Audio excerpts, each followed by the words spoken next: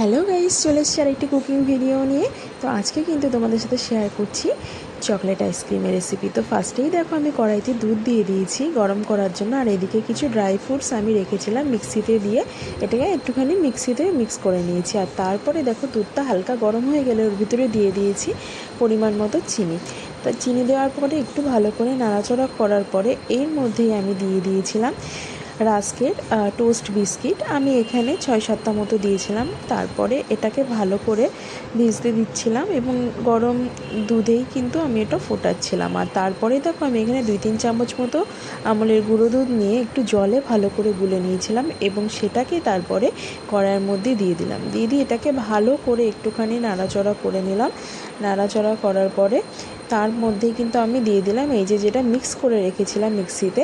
এখানে আমি কাজু বাদাম আলমন্ড বাদাম মিক্স করেছিলাম, সেটা দিয়ে দিয়েছিলাম পেস্টটা।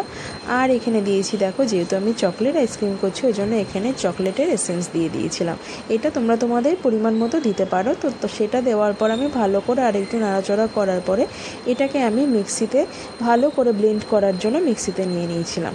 এবং তারপরেই দেখো এটাকে মিক্সিতে ভালো করে ব্লেন্ড করে নিলাম। নেওয়ার পরে দেখো কি দারুণ একটা লুক চলে এসেছে। এবং তারপরে আমার কাছে এখানে আইসক্রিমের এরকম ছিল, তো সেইগুলোর মধ্যে আমি এক এক করে দিয়ে আমি ভালো করে মুখ আটকে রেখে দিয়েছিলাম ফ্রিজে মোটামুটি 7-8 ঘন্টা, কিংবা তোমরা সারা রাতও রাখতে পারো। তো আমি সারা রাত রেখেছিলাম। রাখার পরেই আর এরপরে ফাইনাল লুক যেটা সেটা তোমাদের সাথে দেখাবো। আর এখানে দেখো আরেকটা এক্সেস হয়ে গেছিলো বলে কোটোতেও রেখেছিলাম আমি। তো এই দেখো এটা হচ্ছে ফাইনাল লুক আইসক্রিমটা। তো এটা কিন্তু দারুণ টেস্টি হয়েছিল খেতে। প্রথমে দেখো আমার ছেলে খাওয়ার জন্য করছিল। আর এটা দেখো যেটা বাটিতে এক্সেস হয়ে গেছিলো রেখেছিলাম সেটা এই যে বের করেছিলাম। এটা যেহেতু ফ্রিজ থেকে সবে বের করলাম ওই জন্য খুব টাইট ছিল, পরে এটা নরম হয়ে গেছিলো। তো দারুণ হয়েছিল খেতে। তোমরা চাইলে এরকম বানিয়ে নিতে পারো।